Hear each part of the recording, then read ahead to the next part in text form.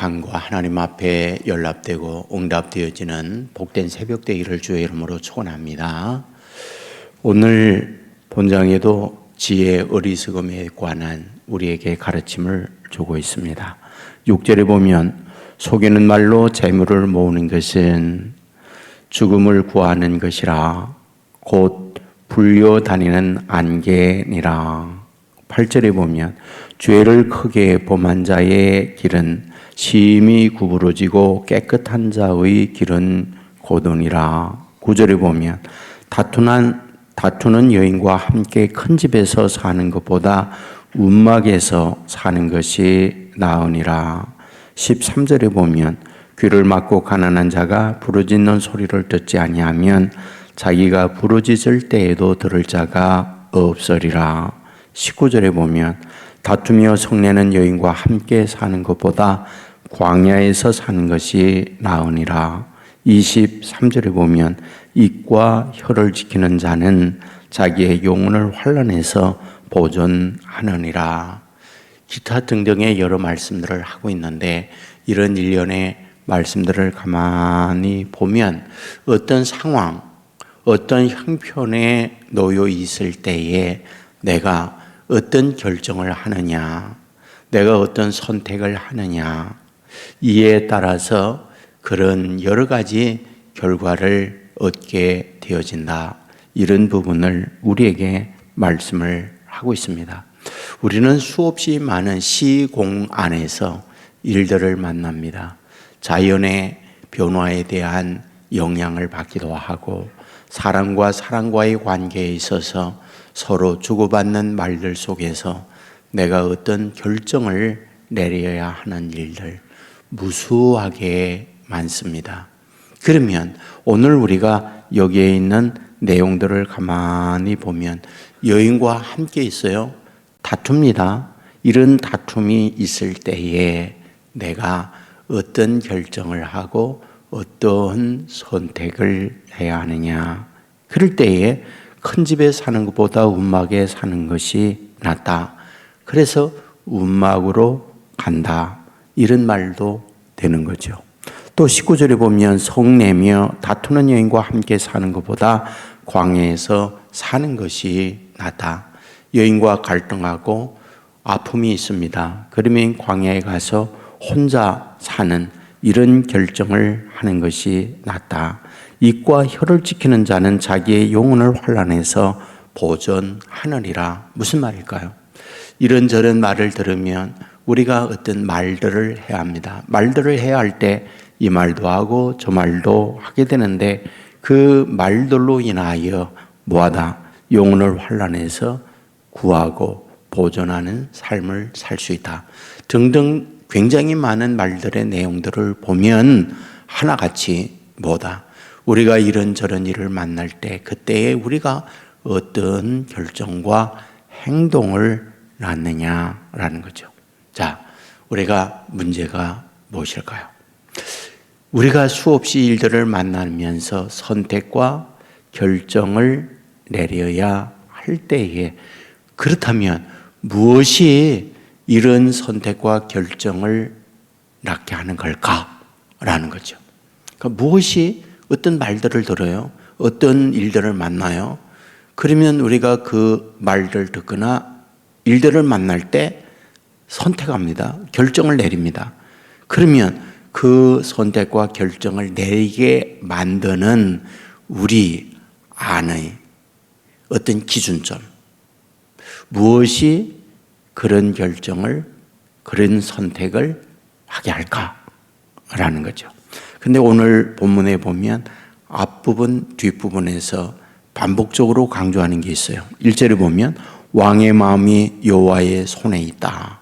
마음이 손에 있다. 여호와의 손에 있다. 2절에 여호와는 마음을 감찰하시느니라. 3절에 보면 여호와께서 기쁘게 여기시느니라.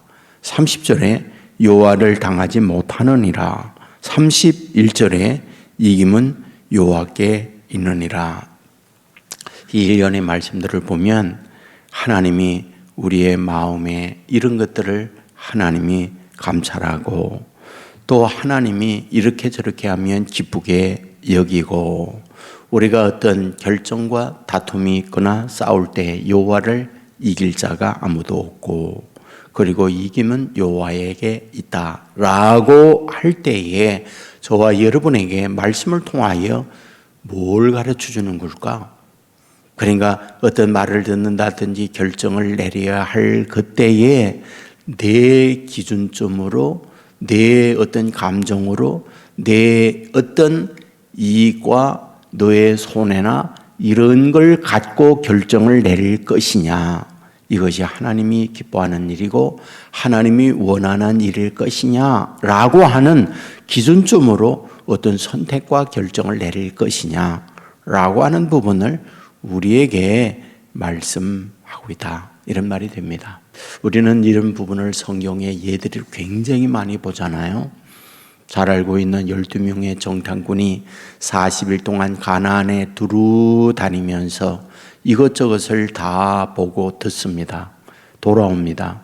그리고는 12명의 백성들에게 우리가 40일 동안 가나안에 가서 정탐한 걸 보고합니다 라고 보고할 때에 두 가지가 12명이 똑같아요. 똑같은 두 가지란 뭡니까? 첫째, 어마어마한 성을 짓고 그 안에 삽니다. 두 번째, 그 안에 살고 있는 사람들은 다 거인입니다. 이런 얘기를 하잖아요. 12명 똑같습니다. 그런데 2대 10으로 갈라지는 게 있다고요. 선택과 결정이에요. 선택과 결정이 둘로 나눠지게 되는데 어떻게 나눠집니까? 알고 있는 대로 10명은 그 성에 들어갈 수 없습니다. 그들 앞에 우리는 메뚜기이기 때문에 못 갑니다. 이렇게 얘기하죠. 근데 여호수아 갈렙은 그 땅 우리 땅입니다. 그들은 우리의 밥입니다. 이렇게 결정을 내려요. 그러면 이런 결정을 내리게 된 결정적 기준이 있잖아요. 그 기준이 뭡니까? 여호수아 갈렙을 제외한 10명은 철저하게 인간적인 기준이에요. 그들 앞에 비교해 봤더니 그들 앞에 우리는 메뚜기에 불과합니다. 거인들입니다. 어마어마한 난공불락의 성을 짓고 사는데 노예로 살던 우리가 무기가 있습니까? 힘이 있습니까? 능력이 있습니까? 그렇다고 우리를 돕는 사람이 있습니까? 아무도 없습니다. 어찌 그 앞에 우리가 당당하게 설 수 있고 그들을 물리치고 그 땅을 우리 땅으로 만듭니까? 택도 없는 소리 하지 마십시오. 기준이 뭐예요? 철저하게 사람이에요. 철저하게 나예요. 그러니까 당연하게 그 성, 거기에 살고 있는 거인들 앞에 메뚜기에 불과하다, 맞는 말입니다. 하지만 여호수아 갈렙은 어때요? 그들이 우리의 밥입니다. 그 땅 우리 땅입니다 라고 할 때의 기준점 어디에? 하나님에게 두고 있는 거죠. 하나님이 뭐라고요? 그 땅 너희들 거라고 말씀했으니까, 그 땅 너희들에게 준다고 했으니까. 그러니까 하나님이 그것을 준다고 했기에 그 하나님이 준다는 말씀을 기준점으로 알고 그것을 붙들고 선택하는 거예요. 결정하는 거예요. 놀라운 게 뭘까요? 그런 하나님의 기준점을 두고 결정을 내릴 때 하나님은 그런 선택과 결정을 하고 있는 그들과 하나님이 함께 하셔서 그 일들을 이루어 주더라, 그거예요. 그게 성경입니다. 그 성경에서 몇 년이 우리들에게 끊임없이 말씀하고 있는 것이 너희들이 살아가면서 너희들이 보고 듣고 경험하는 게 많이 있잖아요. 근데 그런 것들을 인간적인 너희들 입장에서 비교하고 판단하고 거기에 따른 선택과 결정을 내릴 것이냐, 하나님의 시각에서 하나님의 기준점으로 우리가 어떤 선택과 결정을 내릴 것이냐라는 반복적 과정이 지금도 계속됩니다. 그런데 문제는 우리에게 하나님의 주시는 말씀을 기준점으로 하고 하나님을 중심으로 해서 판단도 하고 결정도 내리고 선택을 하게 될 때에 하나님은 어떠하다. 그런 사람을 중심하여 그 일들을 이루어내고 있더라. 그 얘기죠. 자, 이삭을 보세요. 아버지 때에 기근이 든 것처럼 자기도 기근이 들어요. 살기 어려웠기 때문에 생존을 위하여 이집트로 가야겠다. 이집트로 떠납니다. 그날 밤 하나님이 말씀합니다. 가지 마라. 이 땅에 머물라. 인간적인 판단으로는 기근으로 생존을 위해서 이집트 가야 물이 넉넉한 곳에서 생존이 가능해요. 그런데 이때에 이삭이 결정하는 게 뭐죠? 눈에 보이는 현재의 상황은 기근으로 생존이 어려우니까 생존할 수 있는 곳으로 가야 하는데 하나님이 그냥 이 땅에 머물라고 하니까 그 말씀을 붙들고 그 결정을 내려요. 그 선택을 해요. 근데 성경은 뭐라고요? 그해 하나님이 100배의 복을 주시더라. 그렇게 기록해요. 그러니까 그런 하나님의 말씀에 의하여 결정을 내리고 있는 그들을 통하여 하나님은 역사하고 함께하고 하나님의 일을 이루어내더라. 이걸 얘기해요. 그러니까 오늘 본문에 이런저런 일들이 굉장히 많아요. 그런데 그때에 내가 그런 일들을 만나면서 어떤 선택과 결정을 내리느냐 이걸 보면 곧 어리석으냐 지혜로운 거냐 알 수 있는데 철저하게 인간의 기준점에 의해서가 아니라 하나님의 기준점에 의해서 말도 하고 선택도 하면서 살아가는 그가 지혜로운 자고 그런 사람을 통하여 하나님이 일하신다. 이걸 우리에게 말씀하고 있습니다. 오늘도 이 말씀 안에서 기도하고 오늘도 이런 하나님의 중심으로 살아감으로 이런 하나님의 중심 속에 살아가는 하나님의 사람들을 하나님이 보시고 하나님의 일하심을 체험받는 저와 여러분 되기를 주의 이름으로 축원합니다. 기도하겠습니다. 은혜가 풍성하신 아버지 하나님, 새벽에 우리를 깨워주시고 주의 전으로 우리를 인도해 주시니 감사합니다. 오늘 우리가 말씀을 보았습니다. 크고 작은 일들을 만나게 될 때에 그 일들 속에서 하나님을 기준하여 판단하고 선택하고 결정 내릴 줄 아는 하나님의 사람들이 되게 하여 주옵소서. 아버지 하나님이여, 여호와는 우리의 마음을 감찰하신다 말씀하셨고 또한 이김은 여호와 하나님께 있다 말씀해 주었습니다.